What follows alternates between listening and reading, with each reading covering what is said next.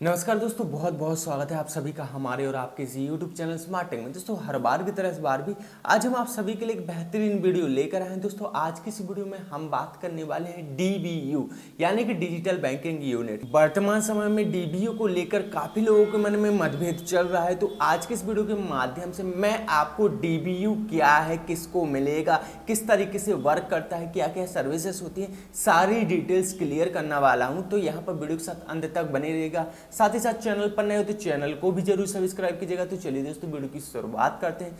दोस्तों यहाँ पर सबसे पहले तो हम बात करते हैं कि DBU आखिर है क्या। तो यहाँ पर सबसे पहले फुल फॉर्म जैसे कि मैंने आपको बताया, डिजिटल बैंकिंग यूनिट। अब यहाँ पर डिजिटल बैंकिंग यूनिट के आने से क्या CSP का भविष्य खतरे में है, ऐसा कुछ है रियलिटी में?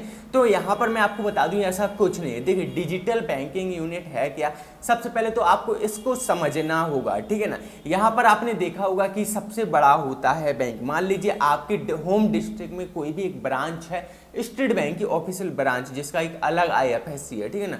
अब यहाँ पर उसी ब्रांच के थ्रू एक CSP सेंटर दिया जाता है, तो उस CSP सेंटर का भी IFSC वही होगा, लेकिन यहाँ पर जो DBU यानी कि डिजिटल बैंकिंग यूनिट होने वाला है उसका IFSC अलग होगा। दोस्तों यहाँ पर एक अलग ही चीज मैं आपको बता रहा हूं कि यहाँ पर एक चीज समझने की कोशिश कीजिएगा कि मान लीजिए जो होम डिस्ट्रिक्ट में आपकी ब्रांच है, मान लीजिए SBI की ब्रांच है, जो कियोस्क यानी कि CSP आसपास के क्षेत्र में दिया गया है उसका और ब्रांच का सेम IFSC होगा।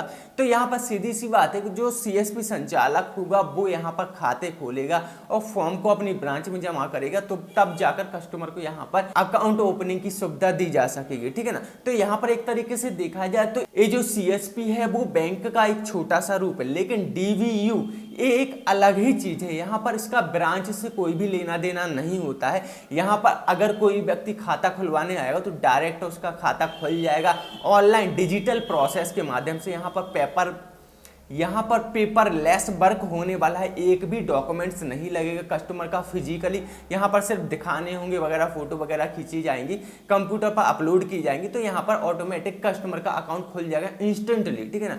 यहाँ पर कस्टमर को FD RD insurance, fixed deposit और यहाँ पर ऐसी कई सुविधाएं जैसे कि ATM machine, cash deposit, cash withdrawal, account opening, और यहाँ पर अकाउंट में अगर कोई प्रॉब्लम है तो उनकी भी समाधान यहाँ पर किए जाएंगे, तत्काल ATM पिन जनरेशन, और भी ऐसे कई काम हैं जो कि यहाँ पर आपको DBU यानी कि डिजिटल बैंकिंग यूनिट में आपको देखने को मिलेंगे। वहीं पर CSP की बात की जाए तो यहाँ पर सिर्फ आपको कुछ ही मुख्य काम देखने को मिलते हैं, जैसे कि यहाँ पर cash deposit, cash withdrawal, account opening, और जो कि एक आम दुकानदार के होते हैं, mobile recharge, DTH recharge, AEPS निकासी, तो वही काम यहाँ पर देखने को मिलते हैं। लेकिन डिजिटल बैंकिंग यूनिट में उसी जिस बैंक का वो डिजिटल बैंकिंग यूनिट है उसी बैंक की सारी काम यहाँ पर आपको देखने को मिलेंगे। ऐसा नहीं कि AEPS की सर्विस दी जाएगी, लेकिन यहाँ पर इतने ज्यादा बड़े लेवल पर वर्क नहीं किया जाएगा। तो यहाँ पर जितने भी लोग ऐसा सोचते हैं कि डिजिटल बैंकिंग यूनिट यानी कि DBU के आने से CSP का भविष्य खतरे में है, तो ऐसा कुछ नहीं है। मैंने पर्सनली पता किया है सब कुछ, RBI की वेबसाइट पर हर चीज को छाना,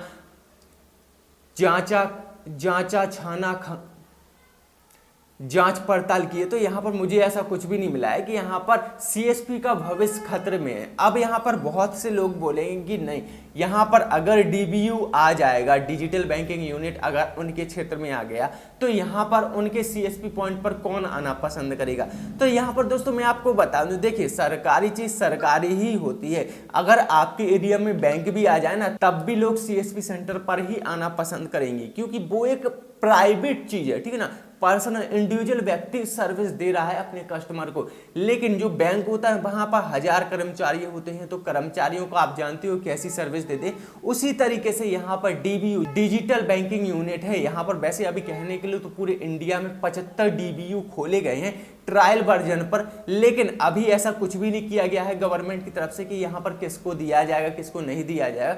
लेकिन एक छोटा सा आंकड़ा निकल कर सामने आया है कि जितने भी लोगों को, अभी 75 लोगों को ये DBU दिया गया है, वो बैंक के रिटायर्ड पर्सन है, मतलब कि रिटायर्ड होने के बाद उन्हें DBU दिया गया है। और दोस्तों यहाँ पर साथ ही साथ मैं आपको बता दूं कि यहाँ पर 3 से लेकर 4 एम्प्लॉय अलग से यहाँ पर इसमें लगवाए गए हैं, ताकि ये यूनिट सही ढंग से वर्क कर सके। दोस्तों यहाँ पर मैं आपको बता दूं, जितने भी लोग यहाँ पर काम कर रहे हैं सभी को सैलरी बेस पर रखा गया है, सभी को सैलरी दी जा रही है। ऐसा नहीं है कि यहाँ पर इंडिविजुअल व्यक्ति आ गया और यहाँ पर सीएसपी खोला और कस्टमर से एक्स्ट्रा चार्ज करके अपनी कमाई कर रहा है, ऐसा कुछ नहीं। कस्टमर से 1 रुपया भी नहीं लिया जा रहा है, यहाँ पर सैलरी दी जा रही है उन एम्प्लॉय को। तो आप समझ सकते हो ये तो एक तरीके का सरकारी विभाग हो गया, ठीक है ना।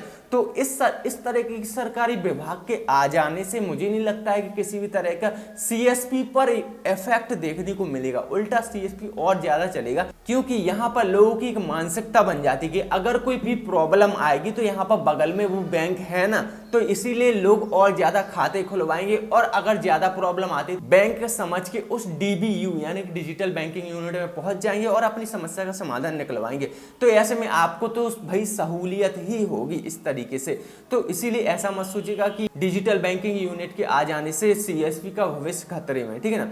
अब यहाँ पर बात करते हैं कि डीबीयू यानी कि डिजिटल बैंकिंग यूनिट मिलना किसको है। तो यहाँ पर मैं क्लियर तौर पर बता दूं कि इसकी अलग से वैकेंसी निकाली जाएंगी और हर डीबीयू में यहाँ पर दोस्तों मैं क्लियर तौर पर बता दूं, हर डीबीयू में यहाँ पर कम से कम 3 से 4 वैकेंसी खाली रहेंगी और इनके बाकायदा एग्जाम होंगे, एग्जाम क्रॉस करना होगा, तभी जाकर आपको डीबीयू में एक जॉब दी जाएगी। जिस तरीके से आपने देखा होगा एक होम डिस्ट्रिक्ट का महिला विकास केंद्र होता है, उसी तरीके से एक मोहल्ले में या फिर गांव में छोटा सा एक आंगनबाड़ी केंद्र होता है, उसी तरीके से ये जो बैंकिंग के डिजिटल यूनिट होंगे ना वो इसी तरीके से काम करेंगे। खुद यहाँ पर डिजिटल बैंकिंग यूनिट खोलने के लिए यहाँ पर भूमि, मकान या फिर दुकान रेंट पर लेगा और इसे का रेंट खुद बैंक चुकाएगा और यहाँ पर सिर्फ एम्प्लॉय ही काम करेंगे, कोई इंडिविजुअल व्यक्ति काम नहीं करेगा। तो यहाँ पर मुझे लगता है कि अब आप लोग यहाँ पर डिजिटल बैंकिंग यूनिट क्या है, किस तरीके से काम करने वाला है, आपको काफी कुछ आइडिया हो चुका होगा और यहाँ पर थोड़ा बहुत मन से डर भी हटा होगा कि यहाँ पर सीएसपी का भविष्य खतरे में। तो दोस्तों अगर आपको ये वीडियो पसंद आए तो वीडियो को लाइक कमेंट करना ना भूलें, साथ ही साथ देगा इंस्टाग्राम आईडी पर ही फॉलो करें। तो चलिए दोस्तों आज की वीडियो में इतना ही, मिलते हैं नेक्स्ट वीडियो में, धन्यवाद।